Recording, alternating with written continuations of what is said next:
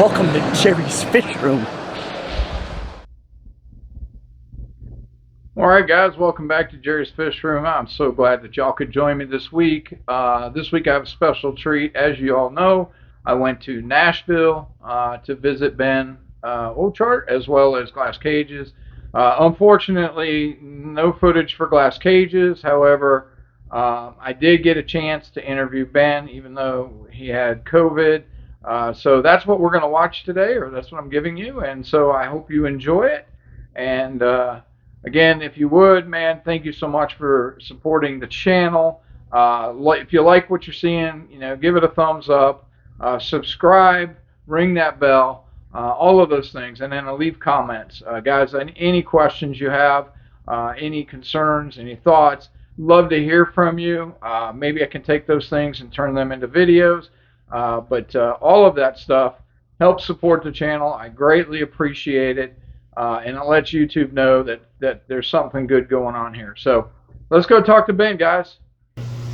All right, Ben. Well, thank you for inviting me into your wonderful fish room. And it's so cool to see it in real life, guys. I can tell you it's just crazy. You watch it every week on the live stream or the videos that he does.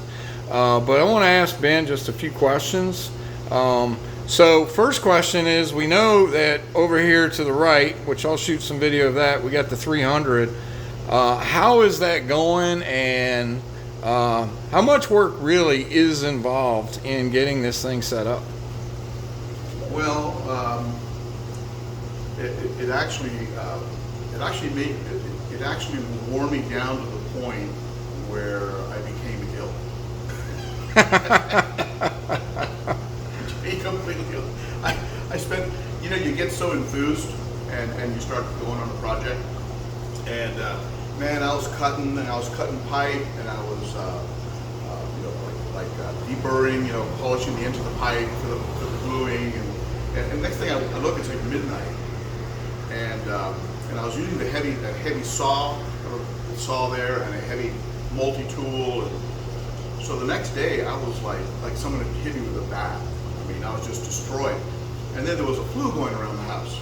Son had it, wife had it, and lo and behold, I ended up sick. And I think I just wore, because I never get sick. I mean, knock on wood. And I think I just wore myself out. And I got no one to blame except myself, right? So yeah. Low sleep, high effort, and I mean, I'm just excited to get it done, but I just got to pace myself, and because there's a lot of work. I got to get those holes that I cut and sand them so they're smooth. I got to figure out what I'm going to do on the return lines, and get that worked out. I still don't even have bulkheads for the returns. I have what are called threaded bulk or slip bulkheads that you glue, but I don't want to glue them because then you can never get them apart. Yeah. I don't want to get the threaded ones. So I'm having a little trouble with the vendor on matching right sides, but anyway, it's a lot of work. I'm not going to lie. It's a lot of work, but it's a lot of fun. This was a lot of work. And it's a one-time effort. Once the effort is done, then you have the ongoing return. Right. And it's just awesome.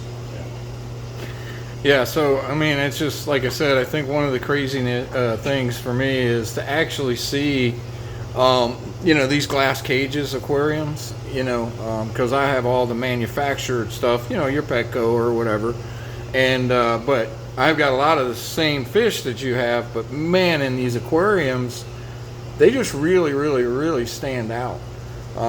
They really look like they're floating, in in air for a lot of it. But what's your favorite thing about keeping Africans? Because that's what you're known for. Well, probably my favorite thing about them is the interaction. There's like this, like a lot of fish would be darting. These fish are curious, want to know what's going on. They're checking me out. They're getting into position in case I'm going to feed them. So the interaction is probably what I like the most. The bulk, right? The size of them, that's really cool. And then probably first and foremost is the colors. I mean, look at the colors of those. Yeah. Like what's happening with the sand diver, the electric sort of metallic color, and then you got the hawk face on that hawk, and the autopharynx that's posing there for you. I mean, that's just amazing to me. Yeah.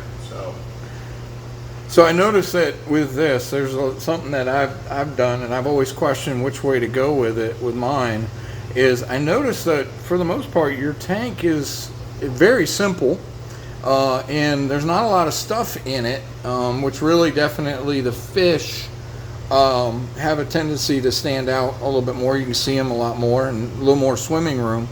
But how does that look as far as, you know, your aggression levels that you have? You know, is this something you would recommend to try, you know, and then just kind of add to it, or? there's two schools of thought on it, and one of them is that if you put things in the tank, you're going to give them things to claim, and so they're going to fight over it. So some people go with a bear tank. I don't like the look of a bear tank. No. Now that being said, as soon as I'm doing a phosphate experiment right now, and this is why these plants are still in the tank. And you notice they have some brown algae on them that I would normally have cleaned off. I'm letting it run because I'm testing a phosphate pad to see if it can roll back brown algae. It's not doing it in this tank, but it is doing it in the 90 gallon, and I think it's because of the ratio of pad to gallons. Yeah. Right? So you need more pad, and I think that because in the 90 is surprisingly clean with regards to the brown Right. algae. It's shocking me actually. But there's a lot more ratio of pad to gallons, right? So I think maybe, I think it works, but you gotta have enough of it. But at any rate, I think I'm gonna take those plants out and just leave the rocks here. So I'll only have this big bushy plant here, those rocks at the base, and just this, and see how they do. And again, it's less to claim, and now, the other side of that argument is that they're not gonna be able to get out of the line of sight of an aggressive fish. Fortunately, right now, no one's out to kill anybody.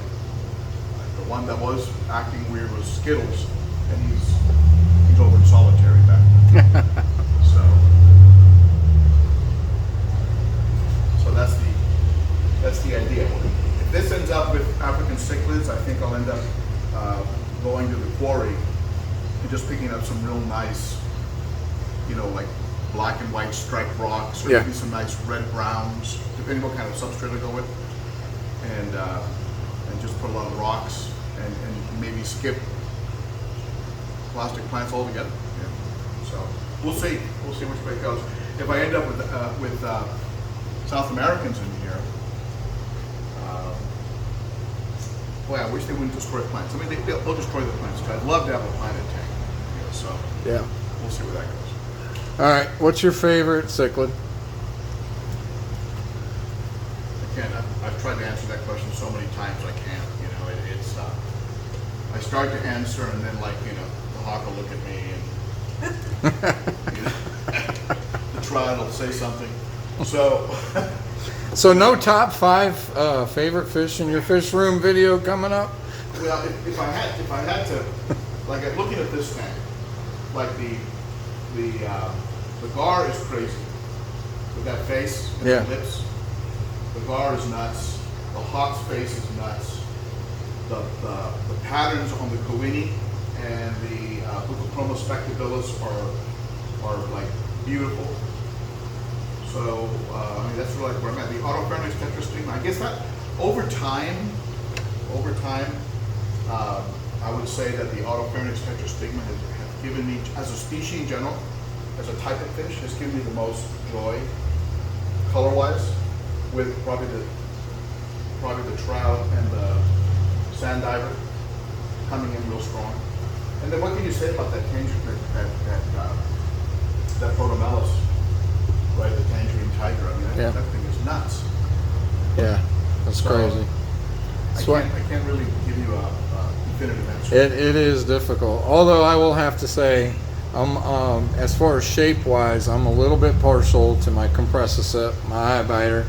However, I've had zero luck with the blue ones, and I've had great luck with the albino. And so be curious to see how that guy is going to look in another 6 months from now. But he's starting to get some of that color in him now. A little bit, yeah. Yeah, he's been a little bit of a struggle. I have to more or less hand feed him.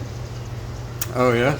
Yeah, he's so thin and slight that the other fish just bang him out of the way. And so I gotta like feed everybody to one side and kind of coax everybody, corral them over, and then quickly drop pellets in front of them.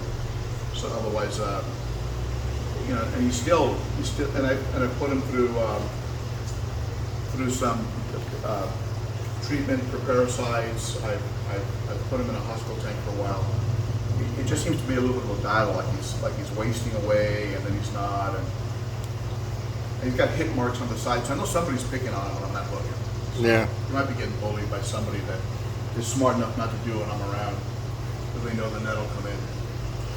Now, all that being said, we go to the other types of fish. You know, that Zonatus who's over on this side, who hides behind that piece of driftwood type of yeha. It's a crazy, great looking fish. Looks like he pokes him out and he thinks he's kind of eat or something.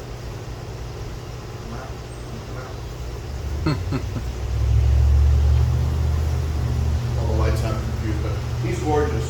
And then that Salvini is just absolutely nuts. The coloration on the Salvini and the coloration on the Jack Dempsey is just crazy, absolutely crazy. And now the coloration that's coming in on the geophase is nuts. So, Yeah. you know, and then I love the chocolates, right? From Mexico. Yep. Those two chocolates are crazy. They're purple one day, they're tan another day, dark brown another. You know, so. Well, cool. All I can do is this. I'm in. There's fish envy here, Ben. There's definitely fish envy. Do a tremendous job with these tanks. Although that fish envy will drop a little bit when I get my glass cages tank. Congratulations. I'm excited about that. Good people, man. I'll tell you what. That's one thing I really enjoy. Just good people talking to Joe a little bit over the phone and meeting Todd, and you just don't realize what it takes to put these bad boys together. Each one Yep. is individually sort of handcrafted. Yeah. You know? And I'll tell you what surprises excuse me, what surprises a lot of people, and if you want to come over this way, is they don't realize how crazy I've gotten over like these guys. They got little rummy noses and cardinals, Serpas, little pagoda snails, some cories, some plants. I mean, I'm loving this setup here. And then this betta, Mr. Mustard. Come here, buddy. Come on up here. Yeah, I see him. I shot a video, part of my video, I was looking at the betta setup at Aquatic Critter. I love their setup there. And saw one of your mustard gas, and I did you a shout out. I'm like, there's a mustard gas for Ben. Yeah, this is Mr. Mustard.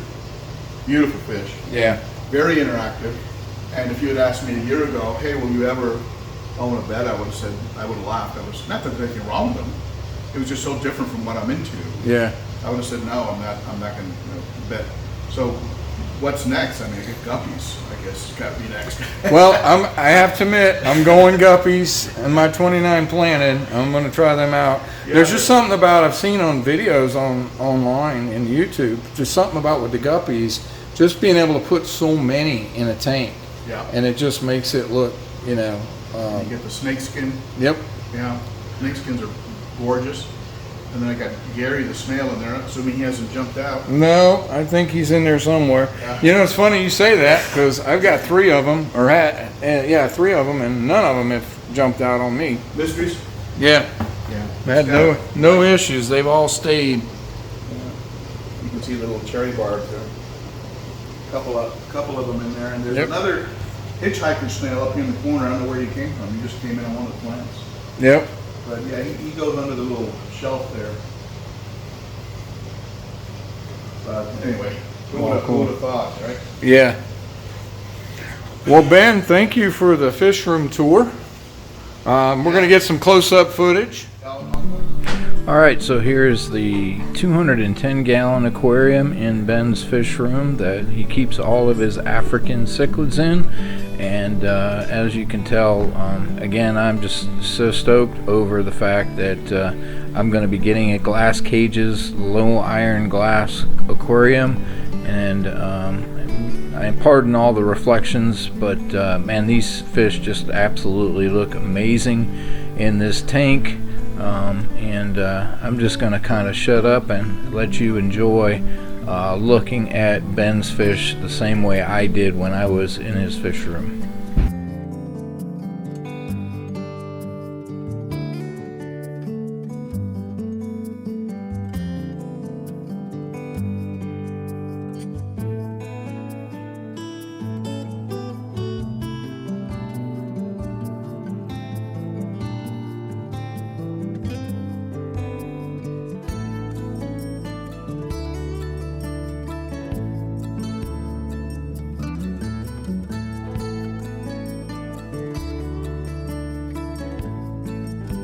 Alright, so here we have Skittles, the OB peacock that Ben got from the Cichlid Shack. He, as you can tell, is in a bit of a timeout. On the other side, if you look closely in the back, under that heater is one of Ben's Viejas, also sort of in a timeout. And then this is kind of his rainbow tank.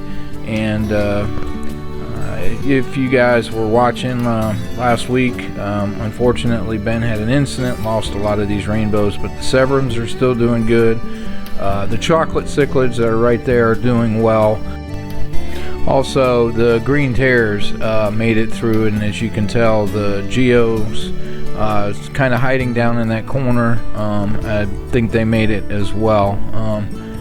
Again, just kind of a cool looking tank. This is I believe this was a 55-gallon tank that Ben's got set up. And then here's Ben's 90-gallon South American tank. It has a Salvini in it. It has a Vieja in it. It's got some Geos in it. There's a couple other fish. I can't remember them off the top of my head, but as you can see, just looking at these fish just are floating in air. I know you do see a little bit of the reflection in the background, so again, I apologize for that, but it's an absolutely amazing tank. Now here's that tank that Ben had done several videos on and had issues with it being a death trap, and I guess he's got it fixed now. And a little bit of a planted tank. He's got some cherry barbs in there. He's got his Houdini mystery snail as well. And then over here, I forget the size of this tank. This again is one of his community tanks. Again, has some cherry barbs. Looks like maybe some lemon tetras. Also some rummy nose and some neons in that tank. And gotta love the community. It's starting to grow on me considerably. And then here we have Mr. Mustard's tank. Awesome looking betta fish, or beta fish, however you want to say it. I, like Ben, never thought I'd keep any, but I've had a couple and haven't had much luck, but man, I'm going to try it again because these fish are absolutely amazing. All right, guys, so there you have it. A little bit of time with Ben. Again, thank you so much, Ben Ochart. Just a shout out to you for just taking that time, even though you weren't feeling very well, to be able to do that quick little interview and to give me the opportunity to go visit in person the fish room that I watch every week. And so, guys, I hope you found the interview enjoyable. Again, if you liked it, give it a thumbs up. Again, shout out to my channel sponsor, Consolidated Fish Farms, Dan O'Connor. Guys, if you're interested in supporting the channel, getting some great fish at reasonable prices as well as reasonable shipping, go check out the link in my description for Consolidated Fish Farms. Also, guys, use Jerry's Fish Room at the time of checkout, and you'll get 10% off as well. And then another way you can support the channel, I'd greatly appreciate it, is go get some swag, some Jerry's Fish Room swag. I have the Teespring link is also in the description. Again, just absolutely would just greatly appreciate that support. And so, guys, until next week, you know what's coming next. That's right. Yep. Keep loving the fish.